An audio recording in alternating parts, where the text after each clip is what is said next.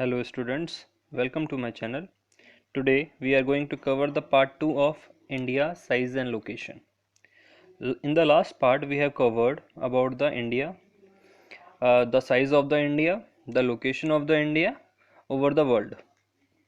ठीक है, तो हमने इंडिया की साइज एंड लोकेशन के बारे में लास्ट पार्ट में पढ़ लिया था. Today we are going to cover the part 2 in which we are going to cover India and the world and India and its neighboring countries. Let us begin. India and the world. ठीक है, तो अब हम बात करेंगे India की world के ऊपर कि वर्ल्ड पर इंडिया कहाँ पर लोकेटेड है, क्या लोकेशन है उसकी, किस तरीके की लोकेशन है जो इंडिया को फ़ायदा करती है या इंडिया के लिए यूज़फुल है. ठीक है, the Indian land was has a central location between the east and the West Asia. ठीक है, देखो अगर आप कॉन्टिनेंट्स देखोगे सारे तो 7 कॉन्टिनेंट्स के बारे में लास्ट टाइम मैं बता चुका हूँ तुम्हें. तो ये 7 कॉन्टिनेंट्स हैं.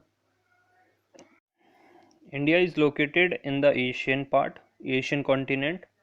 ठीक है, तो एशिया में इंडिया की अगर हम लोकेशन की बात करें तो इंडिया की लोकेशन ऐसे north, south, east and waste.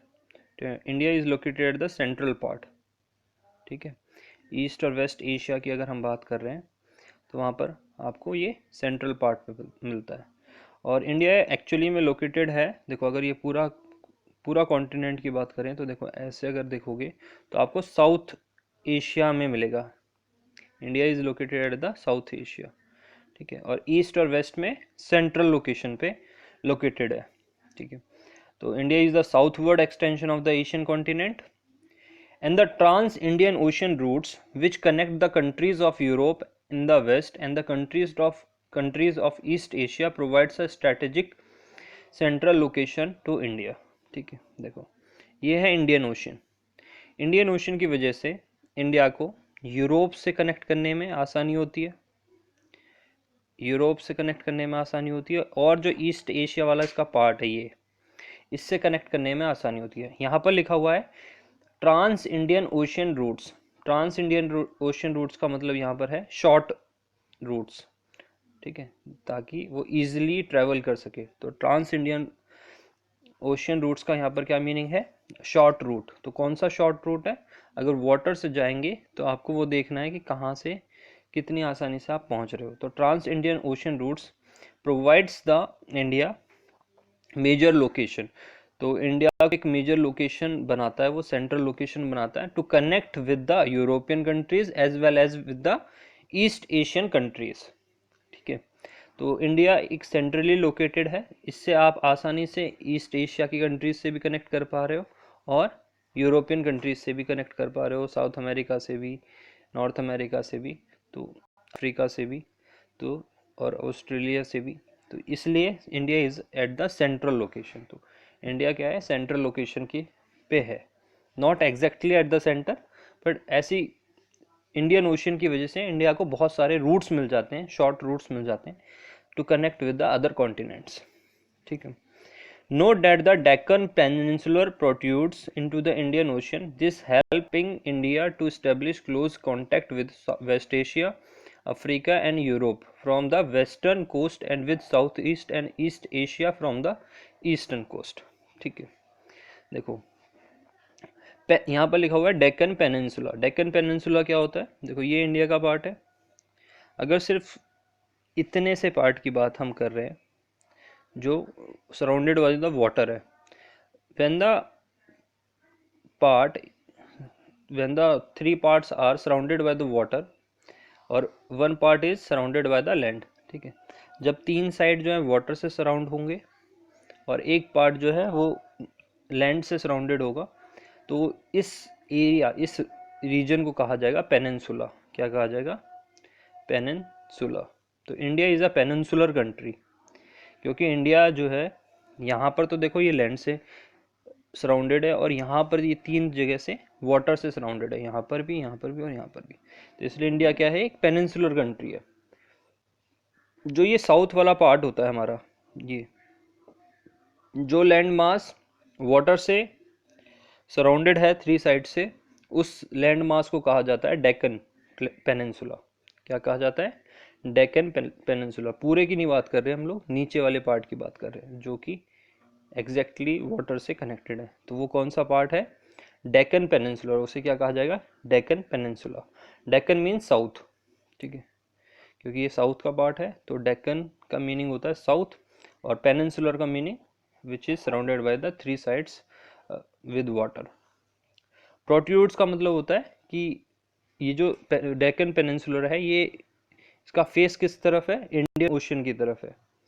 तो एक ट्रायंगल फॉर्म बना रहा है, इसे कहते हैं प्रोट्रूड्स करना, यानी एक ट्रायंगुलर फॉर्म बनाना और टुवर्ड्स द इंडियन ओशन। तो डेक्कन पेनिनसुलर जो कि इंडियन ओशन की तरफ जा रहा है, help Indian to establish close contact with the West Asia. तो इसके कारण क्या होता है? वेस्ट एशिया से ये क्लोज कॉन्टैक्ट बना पाते हैं, यानी हम लोग, हमारे इंडिया की एक ऐसी लोकेशन मिल गई है जिससे हम वेस्ट एशिया में बहुत आसानी से जा सकते हैं। कौन सा है वेस्ट एशिया वाला पार्ट? ये वाला, ठीक है। और अफ्रीका बहुत इजीली जा सकते हो आप। यूरोप का जो ये वाला पार्ट है, यहाँ पर आप इजीली कनेक्ट कर पाते हैं। और साउथ ईस्ट जो वाला एरिया है उसको बहुत इजीली कनेक्ट कर पाते हैं, और जो ईस्टर्न कोस्ट है वहाँ पर भी हम इजीली कनेक्ट कर पाते हैं। बेसिकली तो ये बताना चाह रहे हैं कि जो इंडिया की लोकेशन है उसकी वजह से आप वर्ल्ड में कहीं भी ट्रैवल कर सकते हो ईजिली, क्योंकि इंडियन ओशन हमें वो पार्ट मिलता है। और इंडिया के पास बहुत सारे कोस्टल एरियाज़ हैं। यहाँ पर देखो, जितने भी ये पेनिनसुलर डेक्कन पेनिनसुलर पे जो कोस्टल एरिया है, वहाँ पर पोर्ट होते हैं, वहाँ से शिप ट्रैवल करती हैं from one country to the another country. No other country has a long coastline on the Indian Ocean as the India has, and indeed it is India's eminent position in the Indian Ocean which justifies the naming of the ocean after it। देखो, अगर हम Asia में बात करते हैं, देखो ये सारे एशियन कंट्रीज़ हैं, ये सारे एशियन कंट्रीज़ हैं। यहाँ पर ये जो कंट्रीज़ है ये इनकी लॉन्ग कोस्ट लाइन है, लेकिन इंडिया की कोस्ट लाइन सबसे बड़ी है, और ये इंडियन ओशन जो नाम दिया हुआ है इसको जस्टिफाई भी करती है, क्योंकि India has the longest coast line on the Indian Ocean as India has an indeed. ठीक है, सबसे लंबी कोस्ट लाइन किसकी है? इंडिया की है, जिसकी वजह से इंडिया के पास एक ट्रांस इंडियन ओशन रूट मिलता है, जिसकी वजह से इंडिया जो है वो आसानी से ट्रैवल कर पा रहा है किसी भी कॉन्टिनेंट के अंदर। It is the India's eminent position, क्योंकि ये इंडिया की बहुत ही एमिनेंट पोजीशन है, मतलब एक बहुत ही पावरफुल पोजीशन है in the Indian Ocean which justifies the naming of the ocean after it. और इसी वजह से जो नाम दिया गया है उस ओशन को, इंडियन ओशन, ये जस्टिफाई हो जाता है। ठीक है, यहाँ पे मैंने देखो दो क्वेश्चंस भी बनाए हैं। India has a large coast line which is advantageous. तो इंडिया की जो लार्ज कोस्ट लाइन है उसकी वजह से इंडिया को क्या एडवांटेज मिलते हैं? Its central location and the long coast line enable many countries to pass through the India's port during the sea route. तो इंडिया की लॉन्ग कोस्ट लाइन के कारण इंडिया से जो भी सी रूट है बहुत सारी कंट्रीज को पास मिल जाता है to travel to the India. आसानी से वो ट्रैवल कर पाते हैं इंडिया के अंदर। अगर इंडिया एक लैंडलॉक कंट्री होता, वहाँ पर कोस्ट लाइन नहीं होती, तो ट्रैवल करना बहुत ही डिफ़िकल्ट हो जाता। अब किसी भी रीजन की कंट्री, चाहे वो ईस्ट एशिया की कंट्रियाँ हो या वेस्ट एशिया की कंट्री हो या यूरोपियन कंट्री हो या अफ्रीकन कंट्रीज़ हो, वो सब आसानी से ट्रैवल कर पाती हैं इंडिया में, क्योंकि due to the large coast line. ठीक है, major ports on the eastern and the western coast help in import and export of goods from India developing its trade. तो जो मेजर पोर्ट्स हैं ईस्टर्न और western coast पर, उसकी वजह से इंपोर्ट और एक्सपोर्ट आसानी से हो पाता है जितनी भी डेवलपिंग कंट्रीज़ हैं या जितनी भी डेवलप्ड कंट्रीज़ है उनके साथ इंडिया का। ठीक है, इसी वजह से इंडिया का जो ये कोस्ट लाइन है, लार्ज कोस्ट लाइन, इसका बहुत फ़ायदा होता है कि इंडिया जो है वो आसानी से इंडिया जो है बहुत ज़्यादा कंट्रीज़ के साथ ट्रेड कर पा रहा है। Justify the naming of the Indian ocean after India. देखो ये तो मैं अभी तुम्हें एक्सप्लेन कर ही चुका हूँ, क्योंकि इंडिया की एक बहुत ही इम्पॉर्टेंट स्ट्रेटेजिक लोकेशन है, लार्ज कोस्ट लाइन है, इस वजह से इंडिया ये नाम जस्टिफाई करता है। अब बात कर लेते हैं सुएज कनाल की। ठीक है, देखो ये है इंडिया। इंडिया को अगर तुम देखो, यूरोप जाने के लिए पहले बहुत ही लंबा रूट ट्रैवल करना पड़ता था। यहाँ पर ये अफ्रीका है, ये एशिया है, और इंडिया को अगर यूरोप जाना होता था तो बहुत ऐसे लो मूव करके बहुत लंबा ट्रैवल करना पड़ता था। ठीक है, तो पहले इससे कितना टाइम लगता, कितना किलोमीटर्स जाना पड़ता था ट्रैवल करके, तो 19,000 यानी 20,000 किलोमीटर्स के करीब इंडिया को ट्रैवल करना पड़ता था to reach to the European countries. एक कैनाल का निर्माण हुआ, कैसे हुआ ये समझो तुम। देखो यहाँ पर ये इजिप्ट है, इजिप्ट का एक ये ही इंडिया, इजिप्ट का ये पार्ट जो है, थोड़ा सा पार्ट, ये लैंड मास, यहाँ पर ये कनेक्टिंग लैंड मास है। ठीक है, यहाँ पर एक सी है, जिस सी का नाम है रेड सी। ठीक है, ये वाला जो पार्ट है ना, तुम्हें यहाँ दिख रहा होगा, ये पार्ट है ना, ये जो है ये ब्लू वाला part, this is the Red Sea and this is the Mediterranean Sea. तो रेड सी और मेडिटेरियन सी के बीच में ये लैंड मास था, यहाँ पर किसका, इजिप्ट का। ठीक है, इजिप्ट का एक लैंड मास था, जिसकी वजह से सी का कनेक्शन, सी रूट का कनेक्शन नहीं हो पा रहा था। देखो यहाँ पर, अगर तुम यहाँ पर क्लियरली देख पा रहे होगे कि यहाँ से अगर तुम ऐसे ट्रैवल करके जाना होता था, तो यहाँ पर ये लैंड मास की वजह से शिप्स जो हैं वो ट्रैवल नहीं कर पाती थी। रेड सी से मेडिटेरियन सी अगर उन्हें जाना पड़ता था तो वो नहीं जा पाती थी।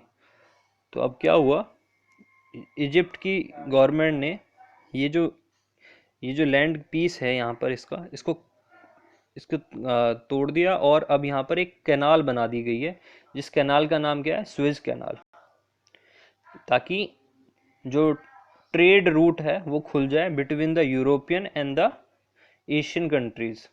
ठीक है, जो साउथ ईस्ट एशिया की कंट्रीज हैं, उनके साथ ये कनेक्शन हो पाए, ट्रेड रूट खुल जाए। तो यहाँ पर क्या बनाया गया, एक कैनाल बनाया गया। कैनाल का मतलब होता है एक तरीके से, ये जो लैंड का पीस था इसको तोड़ दिया गया है, और अब जो है आसानी से शिप्स ट्रैवल कर पाते हैं from Red Sea to the Mediterranean Sea. और इसकी वजह से क्या हुआ, इससे फ़ायदा क्या हुआ इंडिया का, जब ये रूट बनाया गया यहाँ से, तो अब पहले देखो ऐसे मूव करना पड़ता था यूरोप जाने के लिए, अब क्या करना है इंडिया को सिर्फ ऐसे करके, ऐसे मूव करके यहाँ पर आप यूरोपियन कंट्रीज तक पहुँच सकते हो। तो इंडिया का जो रूट था, जो ट्रैवल था, जो पहले 20,000 किलोमीटर्स था, अब वो कितना रह गया, 11,600 किलोमीटर्स। तो बहुत ज़्यादा इंडिया को फ़ायदा हुआ इस बात से। ठीक है, the Suez Canal is an artificial sea level waterway in Egypt. तो ये क्या है, एक आर्टिफिशियल सी लेवल वाटरवे है in Egypt, connecting the Mediterranean Sea to the Red Sea. तो किसको कनेक्ट करता है ये, मेडिटेरियन सी, यहाँ पर मेडिटेरियन सी है, यहाँ पर रेड सी है, तो इनको कनेक्ट करता है through the isthmus of Suez. तो इस्थमस का होता है मतलब एक लैंड का पीस था ना, उससे कनेक्ट कर पाता था, तो अब वो क्या कर दिया है उन्होंने, वहाँ से हटा दिया है वो लैंड का पीस, और अब वो कनेक्ट कर पा रहे हैं कौन कौन से सी, मेडिटेरियन सी और Red Sea. Since the opening of the Suez Canal is in 1869। तो ये सुएज कैनाल कब बनी थी, 1869 में, याद रख लेना 1869 में सुएज कैनाल बनी थी। India's distance from Europe has been reduced by 7,000 kilometres. तो अराउंड 7,000 किलोमीटर्स जो है इंडिया का जो ट्रैवल है वो छोटा हो गया, रिड्यूस हो गया, इंडिया को कम ट्रैवल करना पड़ता है due to this Suez Canal. इस सुएज कैनाल की वजह से इंडिया को बहुत कम ट्रैवल करना पड़ता है। ठीक है, तो इसका ये यूज़ है। India's trade with the other countries. देखो, India's contact with the world have continued through ages, but her relationships through the land routes are much older than the maritime contact। देखो, इंडिया का अभी हम travel root के बारे में हमने समझा कि कैसे कैसे इंडिया ट्रैवल करता है। और ये देखो मैंने यहाँ पर एक फ़ोटोग्राफ दी है जिसमें तुम देख रहे होगे कि किस तरीके से इंडिया ट्रैवल करता था। ठीक है, अच्छा, इंडिया अभी तो शिप से ट्रैवल कर रहा है। 1498 में इंडिया डिस्कवर किया गया था बाय द सी रूट। उसके बाद से इंडिया ने थोड़ा बहुत सी रूट से ट्रैवल करना स्टार्ट किया था, लेकिन उससे पहले इंडिया जब तक डिस्कवर नहीं हुआ था, उससे पहले इंडिया से कनेक्ट करने के लिए कि केवल और केवल कौन सा रूट चाहिए था, लैंड रूट था। ठीक है, उससे पहले इंडिया से कनेक्ट करने के लिए केवल और केवल लैंड रूट हुआ करता था। अगर एक कंट्री से दूसरी कंट्री जाना होता था तो सिर्फ लैंड के थ्रू ही लोग जाया करते थे। The various passes across the mountains in the north have provided passages to the ancient travelers while the ocean restricted such interaction for a long time. ठीक है, देखो यहाँ पर मैं बता दूं तुम्हें, ऊपर जो नॉर्दर्न वाला पार्ट है इंडिया का, यहाँ पर माउंटेन्स हैं बहुत सारे, ठीक है। अच्छा, अगर तुम्हें, जैसे कि अभी मैं बात कर रहा हूँ कि पुराने ज़माने में in the olden period time, तो उस टाइम पर क्या होता था कि अगर आपको ट्रैवल करना होता था तो लैंड के थ्रू ही ट्रैवल होता था। तो अब जब यहाँ पर माउंटेन्स है तो क्या माउंटेन से चढ़ के जाना पड़ेगा? नहीं। तो माउंटेन्स, एक माउंटेन और दूसरे माउंटेन के बीच में एक गैप होता है, जिस गैप को कहा जाता है पास, PASS, ठीक है, और हिंदी में से कहा जाता है दर्रा, ठीक है। तो ये जो पास होता है ये रूट होता है to travel from one country to the another country, या फिर ट्रैवल थ्रू द माउंटेन्स। अगर माउंटेन से क्रॉस करना है तो ये रूट सबसे आसान होता है। पास जो होते हैं, माउंटेन्स के बीच में जो गैप होता है उसे पास कहा जाता है, और उस पास से ट्रैवल करना बहुत इजी होता है। तो उस टाइम पर किस तरीके से जाया करते थे? ये माउंटेन्स के थ्रू ही ट्रैवल किया करते थे, इन पासिस के थ्रू, ठीक है। The various passes across the mountains in the north have provided passages to the ancient travelers. तो जितने भी ancient travelers हुआ करते थे, जो पुराने travelers हुआ करते थे, जो इंडिया आया करते थे, वो लोग किससे आते थे? माउंटेन्स के बीच में से ही निकल के आया करते थे इन passes के थ्रू, ठीक है। While the oceans restricted such interactions for a long time. Ocean के थ्रू बहुत ही रेयर ट्रैवल हुआ करता था। इंडिया का वैसे भी डिस्कवर नहीं हुआ था, तो 1500 1600 तक तो बिल्कुल ट्रैवल नहीं करते थे इंडिया वाले through the oceans. These routes have contributed in the exchange of ideas and commodities since ancient times. तो अभी क्या है, ये जो रूट है, नया वाला रूट, पहले जो रूट हुआ करते थे, मतलब एंशंट टाइम पे जो रूट हुआ करते थे, वहाँ से हमें क्या क्या मिलता था, क्या ट्रेड किया करते थे हम लोग, क्या हम एक्सचेंज किया करते थे, आइडियाज़, कमोडिटीज़। तो उसके बारे में समझते हैं। The ideas of the Upanishads and the Ramayana, the stories of Panchatantra, the Indian numerals and the decimal system thus could reach many parts of the world. तो इंडिया जो है, इंडिया से क्या क्या जाया करता था? उपनिषद्स के आइडियाज़ यानी किताबें, रामायण के बारे में लोगों को कैसे पता चला? इन रूट्स के थ्रू ही हमारे यहाँ से किताबें एक जगह से दूसरी जगह, दूसरी कंट्रीज़ में जाया करती थी। Stories of Panchatantra, Indian numbers के बारे में, डेसिमल सिस्टम के बारे में पूरी दुनिया को कैसे पता चला? क्योंकि वो इंडिया से जो लोग ट्रैवल करके दूसरी कंट्रीज़ जाया करते थे थ्रू दिस लैंड रूट, वो लोग ये पूरे आइडियाज़ को पूरे वर्ल्ड में फैलाया करते थे। और क्या ट्रेड हुआ करता था उस टाइम पे? Species, muslin and the merchandise were taken from India to different countries. तो स्पाइसेस बहुत ज़्यादा पॉपुलर थे इंडिया के, और वो पूरी कंट्री में जाया करते थे, ठीक है। On the other hand, the influences of Greek sculpture and the architectural styles of the dome and the minarets from west Asia can be seen in the different parts of our country. और जैसे कि तुम अभी देखते होगे कि India में बहुत जगह पर बहुत सारी मीनारतें हैं, बहुत सारे स्कल्पचर हैं, आर्किटेक्चरल स्कल्पचर जो कि ग्रीक के हैं, कुछ अरेबियन से आए हैं, यानी कि डोम शेप वाला जो है। ये कैसे आए यहाँ पर इंडिया में? क्योंकि जो बहुत सारे फॉरेन ट्रैवलर्स इंडिया आए, या फॉरेन रूलर्स जो इंडिया आए, वो लोग अपने वहाँ का जो आर्ट है वो इंडिया में लेके आए। और जब उन्होंने इंडिया में कुछ ये सारी मीनारतें बनवाई, डोम्स बनवाए, तब इन्होंने वो आर्किटेक्चर यूज़ किया जो कि वेस्ट एशिया या अफ्रीकन कंट्रीज़, वेस्ट एशिया या यूरोपियन कंट्रीज़ का कुछ पार्ट का था, ठीक है। जो लोग भी इंडिया में आए different part of the countries से, वो लोग यहाँ पर कुछ ना कुछ लेके आए, जो आज भी हमें देखने को मिलता है, ठीक है। तो ये था इंडिया का ट्रेड विद अदर कंट्रीज़। तो पहले लैंड रूट से ट्रेड हुआ करता था, और किस तरीके के आइडियाज़ इंडिया जो है पूरे देश को दिया, इंडिया ने क्या क्या वो ट्रेड किया करते थे, और दूसरी कंट्रीज़ ने इंडिया को क्या दिया, हमने इसमें ये समझा। How has India develop relationship with the world through the land route. तो ये मैंने बताया है कि किस तरीके से इंडिया ने लैंड रूट के थ्रू रिलेशनशिप दूसरी कंट्रीज़ के साथ मेंटेन की है, ठीक है। एक्सचेंज ऑफ आइडियाज़ हुआ था, कमोडिटीज़ हुआ था, ठीक है। ये सारे आइडियाज़ हमने लास्ट पार्ट में भी डिस्कस कर लिए। अब बात करते हैं India and it's neighbouring countries. तो इंडिया की, तो सबसे पहले इंडिया को समझते हैं। इंडिया में अभी देखो इंडिया के कितने स्टेट्स हैं, तो 28 स्टेट्स हैं एंड 8 यूनियन टेरिटरीज हैं। 8 ये कैसे हो गई हैं, देखो 28 स्टेट्स कब हुए हैं, जब 370 आर्टिकल्स को जम्मू एंड कश्मीर से हटा दिया गया था। उसके बाद Jammu and Kashmir becomes the union territory, और लेह एंड लद्दाख, जो लद्दाख वाला पार्ट है वो भी एक यूनियन टेरिटरी बन चुका है नया। ठीक है, तो टोटल हो गए थे 9 यूनियन टेरिटरीज।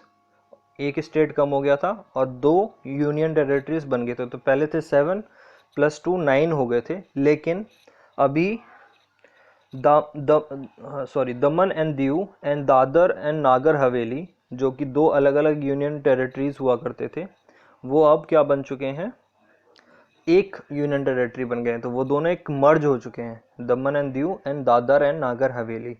कहाँ पर मिलेंगे तुम्हें, तो यहाँ पर इस वाले पार्ट में तुम्हें यहाँ पर मिलेंगे इस चारों। ठीक है, क्योंकि इसका एडमिनिस्ट्रेटिव सिस्टम जो है को मर्ज कर दिया गया है, क्योंकि बहुत डिफ़िकल्ट हो रहा था 2 अलग अलग यूनियन टेरिटरीज़ को का एडमिनिस्ट्रेटिव संभालना। इस वजह से इन्होंने क्या किया, दमन एंड दीव और दादर और नागर हवेली, क्योंकि वो आसपास ही हैं, इसलिए उन्हें एक यूनियन टेरिटरी बना दिया गया है। ठीक है, तो अब टोटल कितने हो गए, 28 स्टेट्स एंड 8 यूनियन टेरिटरीज हो चुके हैं। अब हम बात करने वाले नेबरिंग कंट्रीज़ की। तो देखो इसको डायरेक्शन से समझना।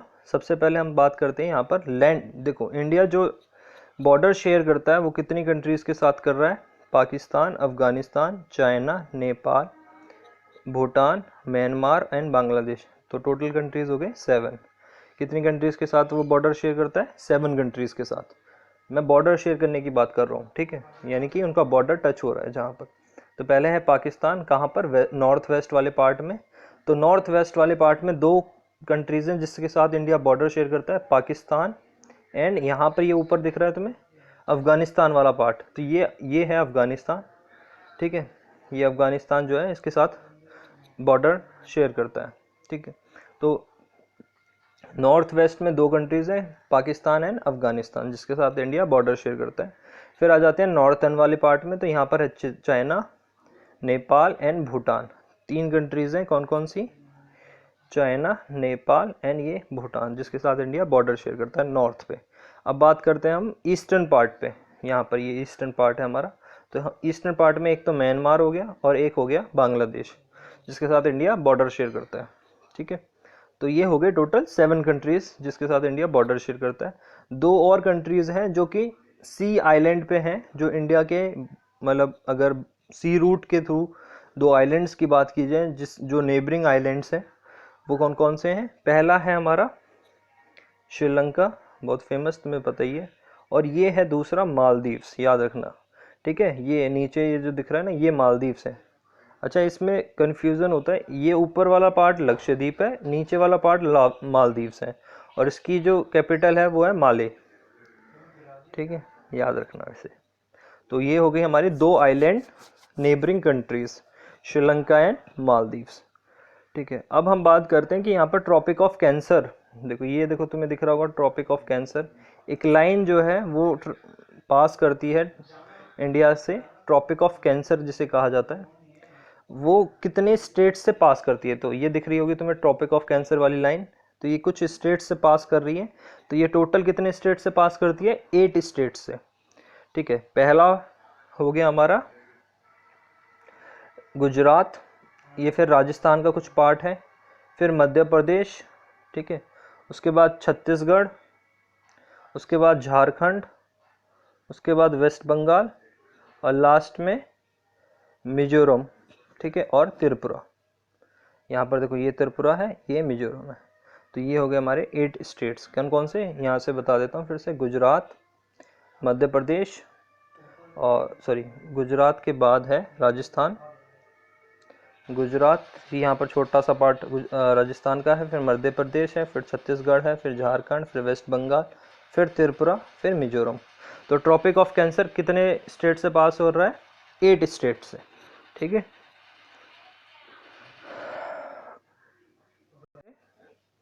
तो अब तो अभी हम बात कर रहे थे इंडिया की नेबरिंग कंट्रीज़ की, तो तुम्हें मैंने बताया था कितनी नेबरिंग कंट्रीज़ हो गई, टोटल 7 हो गई, और बॉर्डर जिससे शेयर होता है वो कितनी है, 7, ठीक है, टोटल है 9।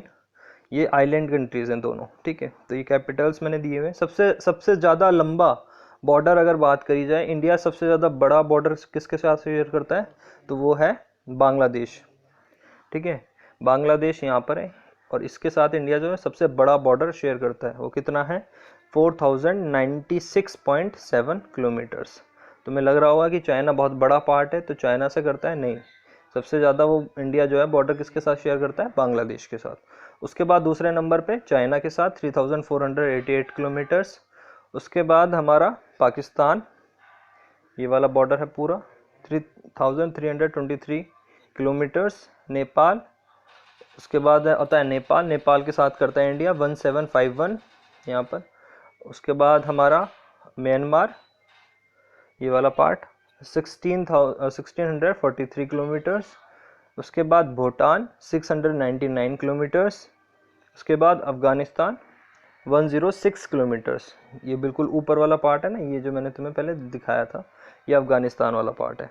देखो यहाँ पर मैंने कैपिटल्स दिए हुए हैं सबकी। बांग्लादेश की कैपिटल इज़ ढाका, चाइना की कैपिटल इज़ बीजिंग, पाकिस्तान की कैपिटल इज़ इस्लामाबाद, नेपाल की capital is Kathmandu, Myanmar is Naypyidaw, Bhutan Thimphu, Afghanistan Kabul, Sri Lanka Sri Jayawardene Kotepuri, ठीक है, श्री जयवर्धने पूरा कोटे, ठीक है, और मालदीव्स की माले।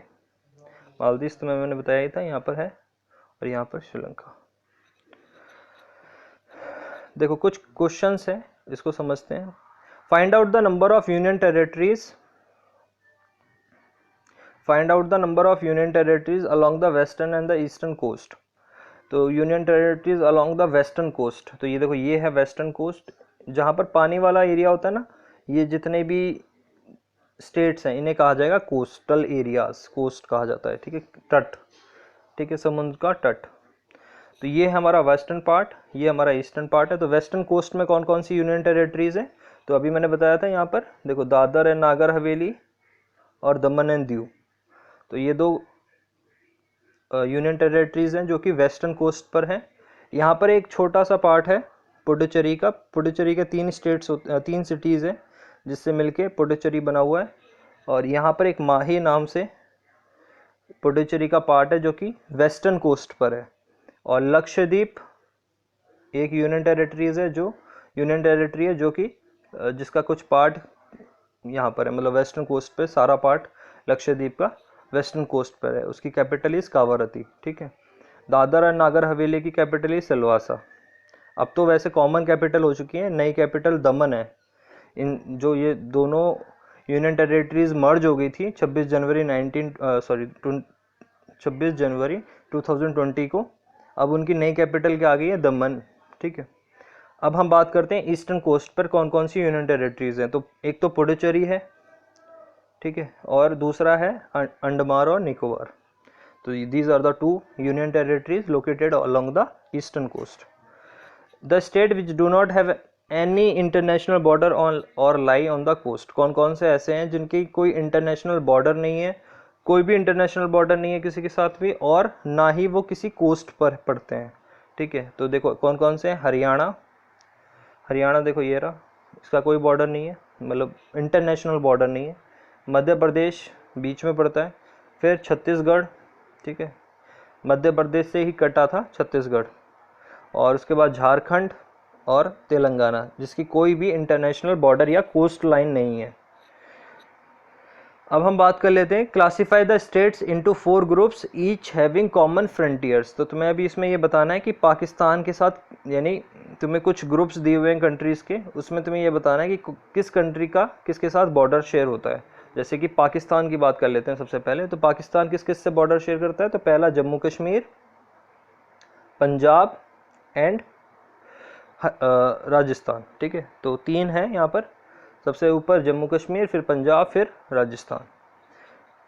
फिर बात कर लेते हैं चाइना की। चाइना किसके साथ बॉर्डर शेयर करता है, तो जम्मू एंड कश्मीर, हिमाचल प्रदेश, उत्तराखंड, सिक्किम एंड अरुणाचल प्रदेश, ठीक है। यहाँ पर है अरुणाचल प्रदेश, सिक्किम, हिमाचल प्रदेश उत्तराखंड और जम्मू कश्मीर, ठीक है।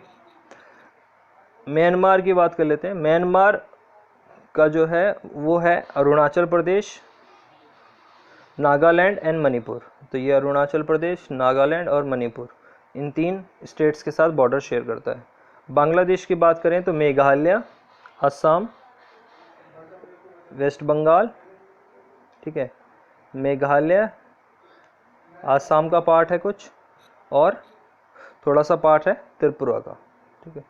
तो ये 4 स्टेट्स हैं जिनसे बॉर्डर शेयर करता है बांग्लादेश, मेघालय, आसाम, वेस्ट बंगाल एंड त्रिपुरा। अब हम हमारा लास्ट पार्ट है वो है श्रीलंका। एक हमारी नेबरिंग कंट्री है जिसका आइलैंड कंट्री जिसका नाम है श्रीलंका, उसके बारे में हम थोड़ा सा समझते हैं। Sri Lanka is separated from India by a narrow channel of sea formed by the Palk Strait. तो यहाँ पर तुम्हें एक गैप दिख रहा होगा, ये जो गैप है इसे कहा जाता है पाल्क स्ट्रेट। स्ट्रेट क्या होता है? एक narrow passage of water, a narrow passage of water connecting 2 seas or other 2 large areas of water, ठीक है। एक तरीके से होता है पैसेज ऑफ वाटर होता है, मतलब पानी जो है वो मूव करता है। देखो ये वाला पार्ट और ये वाला पार्ट के बीच का जो ये एरिया है ना, जो पैसेज है, इसे क्या कहा जाएगा? पाल्क, इसे कहा जाता है स्ट्रेट, ठीक है। जो एक सी और ओशन या दो सी हैं, उनके बीच में जो वाटर का कनेक्शन है, वाटर कनेक्टिविटी है, पैसेज है जो, ठीक है, उसको क्या कहा जाता है? स्ट्रेट कहा जाता है। और इस जो इंडिया और श्रीलंका के बीच में जो पैसेज है, जो स्ट्रेट है, उसे क्या कहा जाता है? Palk straight, PALK, Palk straight, ठीक है। देखो ये दिखा रखा ना रेड पार्ट में, ये वाला Palk straight. And a Gulf of Mannar, while Maldive Islands are situated to the south of the Lakshadweep Island। तो ये पाल्क स्ट्रेट यहाँ पर है और गल्फ ऑफ मनार यहाँ पर है, मतलब एक खाड़ी है यहाँ पर जिसे क्या कहा जाता है, जिसका नाम है गल्फ ऑफ मनार, ठीक है। खाड़ी का मतलब होता है जो गहरा लैंड वाला पार्ट होता है ना, उसे कहा जाता है खाई, ठीक है। तो 2 चीज़ें हैं यहाँ पर, कौन कौन सी? पाल्क स्ट्रेट और गल्फ ऑफ मनार, ठीक है। तो अभी मैंने बता दिया पाल्क स्ट्रेट क्या होता है। और जो मालदीव है वो कहाँ पर पड़ता है? साउदर्न पार्ट में यहाँ पर पड़ता है, बिल्कुल ही अलग है वो, जो मैंने तुम्हें पहले फोटोग्राफ में दिखाया भी था।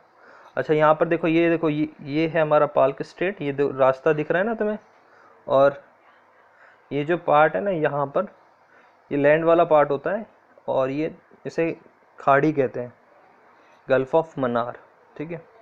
The gulf of Mannar is a shallow body part of the Laccadive sea in the Indian ocean, a chain of low islands. तो छोटे छोटे आइलैंड्स हैं, ये लो आइलैंड्स हैं, पर खाड़ी जैसे होते हैं, मतलब जो 2 बड़े बड़े माउंटेन्स हैं उसके बीच में जो एरिया होता है ना, उसे खाड़ी कहते हैं। तो वैसा कुछ पार्ट है ये, a chain of low islands and reef known as the Adam's Bridge, और इसे क्या कहा जाता है? एडम्स ब्रिज भी कहा जाता है, जिसे या राम सेतु के नाम से भी जाना जाता है, ठीक है। Which includes Mannar island, separates the gulf of Mannar from Palk straight. और अगर तुम इसकी बात करो तो यहाँ पर मन्नार आइलैंड्स हैं, ठीक है, बीच में छोटे से आइलैंड्स हैं, बहुत ही छोटा पार्ट है और गहरे हैं, इसलिए ज़्यादा दिखाई नहीं देते। Which lies to the north between India and Sri Lanka, तो नॉर्थ की तरफ ये पड़ते हैं। India has a strong geographical and historical links with their neighbours. तो इस तरीके से हमें ये बात पता चलती है कि जो इंडिया है उसके बहुत ही ज़्यादा स्ट्रॉन्ग जोग्राफिकल और हिस्टोरिकल लिंक्स हैं नेबरिंग कंट्रीज़ के साथ। तो आई होप कि तुम्हें सारी नेबरिंग कंट्रीज़, इंडिया की लोकेशन, इंडिया का ट्रेड, साइज़ एंड लोकेशन, सब इंडिया के बारे में ऑलमोस्ट सारी चीज़ें तुम्हें पता लग गई होंगी, ठीक है। तो यहाँ पर हमारा चैप्टर ख़त्म होता है। Thank you, like, share and subscribe.